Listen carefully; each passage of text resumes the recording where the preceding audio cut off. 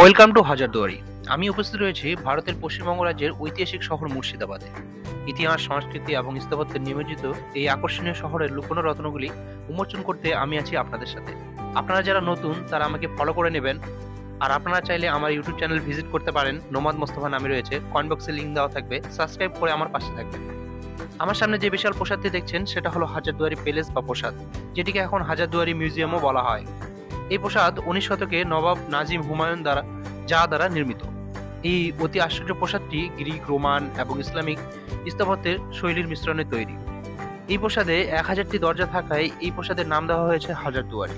এই প্রাসাদের ভিতরে আপনারা প্রবেশ করতে পারবেন, কিন্তু ফটো বা ভিডিও করতে পারবেন না। এএসআই দ্বারা নির্দেশ রয়েছে। প্রাসাদের ভিতর দেখার মতো অনেক কিছুই আছে। রূপার সিংহাসন, রূপর পালকি, হাতিদাঁতের তৈরি নানা আসবাবপত্র, সেই সময়কালে ব্যবহৃত অস্ত্র, সেই সময়কালে ব্যবহৃত বস্ত্র এবং তাদের ব্যবহৃত নানা আসবাবপত্র, সমকালীন সময়ে তৈরি চিত্রকলা, সেগুলো দেখলে আপনার গায়ে শিহরণ দিয়ে উঠবে। হাজারদুয়ারির ঠিক সামনেই রয়েছে ইমামবাড়া।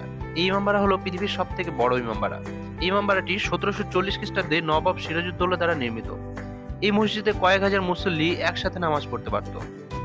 হাজারদুয়ারি ও ইমামবাড়ার মাঝ বরাবর রয়েছে বাচ্চা ওয়ালি তোপ। এই তোপটির ওজন 7657 কেজি। এবার আপনার মনে প্রশ্ন আসতেই পারে, এই তোপের নাম বাচ্চা ওয়ালি তোপ কেন হলো? শোনা যায় যে এই কামানটি মাত্র একবার নিক্ষেপ করা হয়েছিল। তখন এটি প্রায় 10 মাইল ব্যাসার্ধের মধ্যে একটি বিশাল বিস্ফোরক শব্দ তৈরি করেছিল। এই শব্দটি শহরের বেশিরভাগ গর্ভবতী মহিলাকে তাদের সন্তান জন্ম দিতে বাধ্য করেছিল। তাই এই কামানের নাম রাখা হয়েছে বাচ্চা ওয়ালি তোপ। হাজারদুয়ারি ও ইমামবাড়ার মাঝ বরাবর এর এক পাশে রয়েছে ক্লক টাওয়ার এবং আরেক পাশে রয়েছে মদিনা মসজিদ। হাজারদুয়ারির এই পুরো এরিয়াটিকে নিজামত ফোর্ট ক্যাম্পাস বলা হয়। এটা হলো কাটরা মসজিদ। নবাব মুর্শিদ কুলি খান দ্বারা নির্মিত প্রায় 1723 খ্রিস্টাব্দে। এখানে নবাব মুর্শিদ কুলি খানের সমাধিও রয়েছে। মুর্শিদাবাদের একটি প্রথাগত ভ্রমণের একটি জনপ্রিয় আকর্ষণ কাঠগোলা প্রাসাদ বা বাগান, যা 1873 সালে ধনপত সিং দুগার এবং লক্ষ্মীপত সিং দুগার দ্বারা নির্মিত হয়েছিল।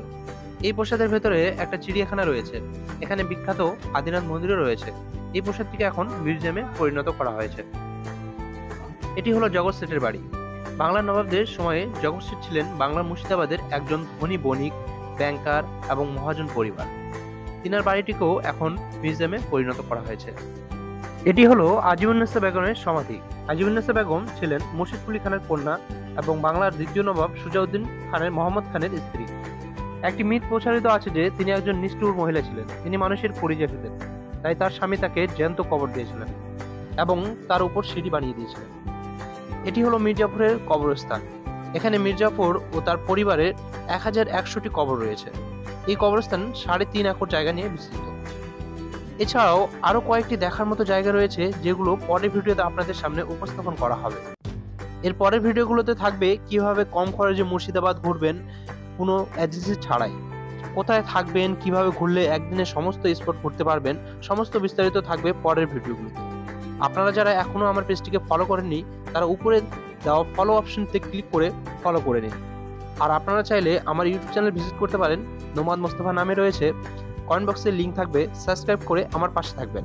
ধন্যবাদ আপনাদের সকলকে।